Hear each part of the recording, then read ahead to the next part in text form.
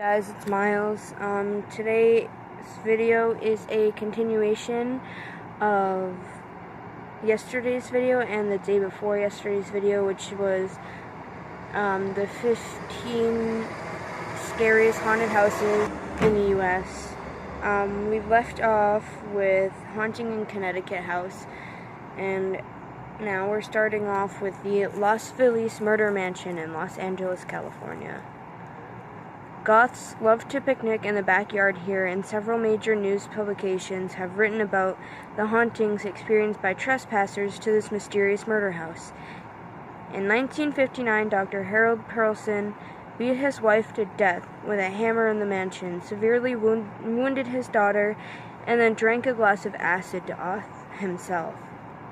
The Enriquez family bought the dilapidated structure at an auction from years ago and used it only for storage purposes. In the spring of 2016, the house was finally cleared of the clutter, much of it dating back to the mid-20th century, and put up for auction, but that hasn't culled locals' interest in it. I mean, it looks kind of haunted. I mean, it's completely made of stone, kind of like houses in like Greece and stuff like that, or Rome, I don't know, but see, that's what it looks like. Like it's all stone. It looks pretty freaky. That was number 11. Number 12 is the Franklin Castle in Cleveland, Ohio. On Cleveland-Franklin Boulevard, locals still whisper rumors about the original owner of the 20-room plus 19th century dwelling. In just a few short years in the 1890s, the mansion became the place of death of 4 Hans Tiedemann's adolescent children and his wife. Though Tiedemann was never found guilty of any wrongdoing, today some people claim he hung his 13-year-old illegitimate daughter and made it appear like a suicide, and that he killed his mistress in a secret passage. Known as the most haunted house in Ohio, the castle is rumored to be visited by ghosts. Well, I mean, of course it would be visited by ghosts. It's haunted.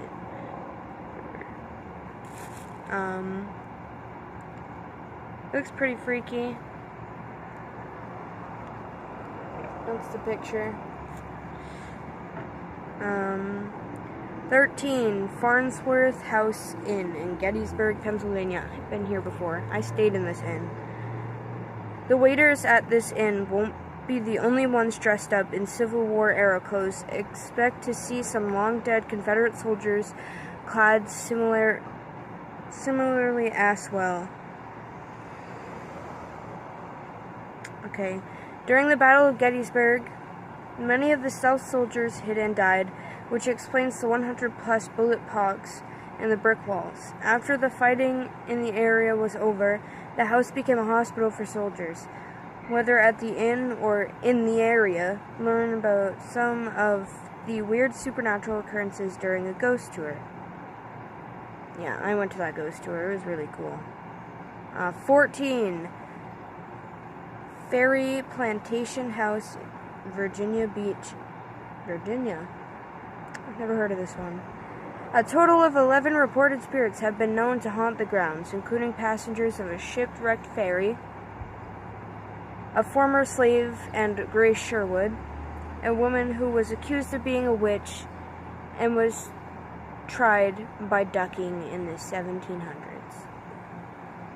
These days, when you visit the Historic House Museum to admire the Federal-style agriculture, listen carefully and you might hear Grace yelling at her dead dog, Tobias. It's a pretty nice house. And lastly, number 15, Molly Brown House in Denver, Colorado. The unsinkable Molly Brown was one of the only people to survive the Titanic, but she wasn't entirely unstoppable. She died in New York in 1932. It's said Brown, along with her husband and mother, still haunts the prized Victorian home, acquired in 1893, where she spent much of her adult life, and which is now a museum with artifacts from her life. Visitors say they have seen apparitions in the dining room, rearranged furniture, and similar strange occurrences in the former room of Brown's child, Catherine, who died at a young age. That is a very nice house. It is a Victorian home, apparently. Alright. I'm going to do another story time because I don't want this video to be 5 minutes and 30 seconds, which is what it's at right now.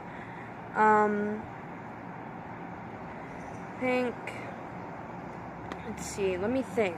I don't know.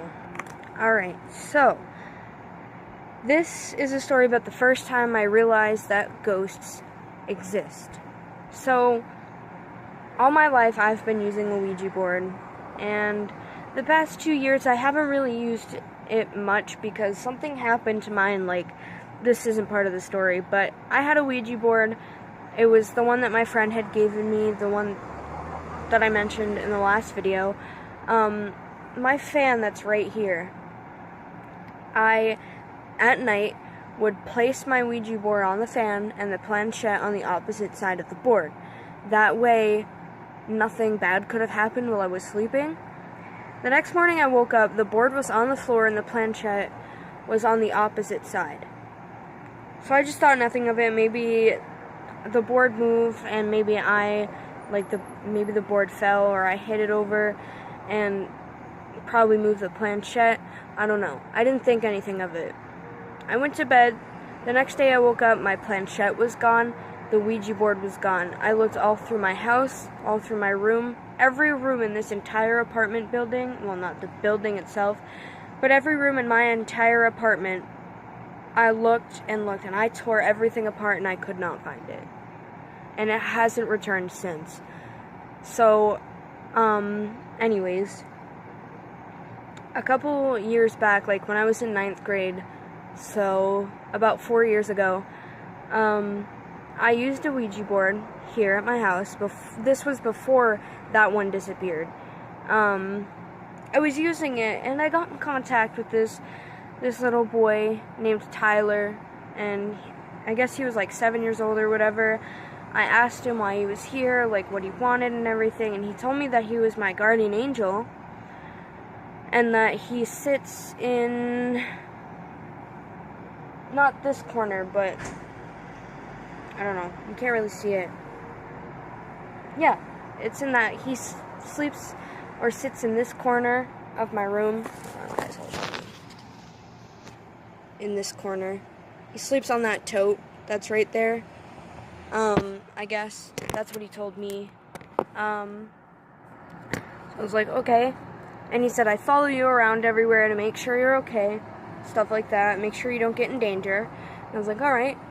So I wasn't really believing it at first. Like, I didn't want to, because I was kind of sort of a non-believer in the spiritual realm.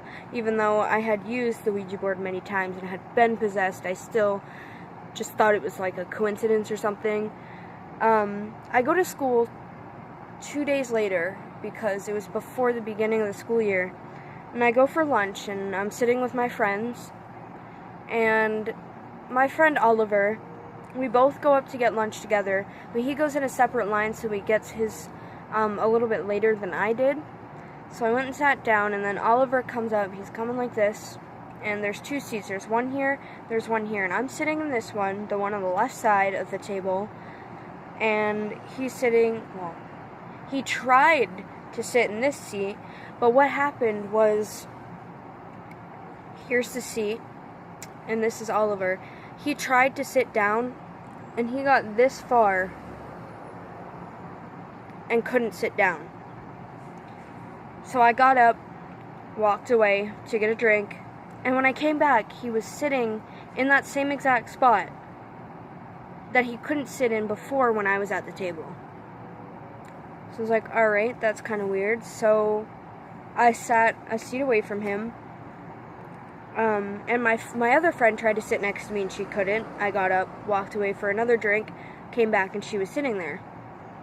So I let the school day go, and when I came back to my house, my friend was with me because I told her I needed her for something. I pulled out my Ouija board, slapped it right on my bed, and I was like, Tyler, listen, is this you that is making people not able to sit next to me at lunch? The planchette goes to yes. I asked him if he could stop, and he said no. So I asked him why, and he said, because I want to be protective over you. I don't want you to get hurt. I was like, these are trusted friends. They're not going to hurt me. I go back to school the next day. It happened again, but the day after that, it stopped happening. He still follows me around. He's like, I have seen actual, like, apparitions, and I've seen him move stuff without me even doing it. Stuff like that. Just the other day, I think it was yesterday, I was sitting in my kitchen, or no, it was the other day, I was in my kitchen doing dishes, and I have my door and then a cabinet. The cabinet flies open and a bunch of stuff just flies out. I didn't know what that was. I don't know if it was Tyler or something, or if it was some other like spirit, because my house is very haunted because I have brought in Ouija boards here, like, literally all the time. Like, I come home with a story about a Ouija board or with a Ouija board literally every day, and I'm thinking my mom's starting to get sick of it. I mean, don't get me wrong, my mom, like, she loves Ouija boards. Like, they're her favorite thing, just because she can get in contact with whoever she wants and stuff, so that's pretty cool. Yeah, so I think I'm gonna end this video here. Because I need to eat something, and because my uncle is coming with the money that he owes me after a year, finally.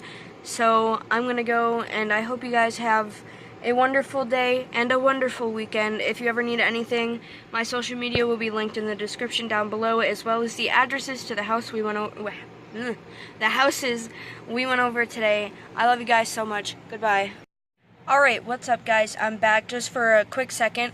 I remember telling you guys, I believe in Monday's video, that there was going to be a surprise from Thursday in Friday's video, which is today.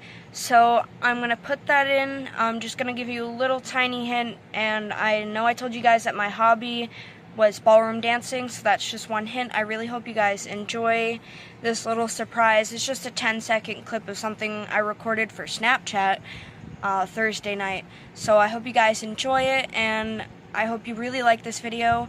Please subscribe and like the video and turn on post notifications so you know when I upload. I upload every day. I think I'm going to start uploading in the noontime, so between 12 and 3 o'clock I will be uploading videos. Like I already mentioned in this video, my social media will be in the description down below. I really hope you guys enjoy this little surprise. Bye.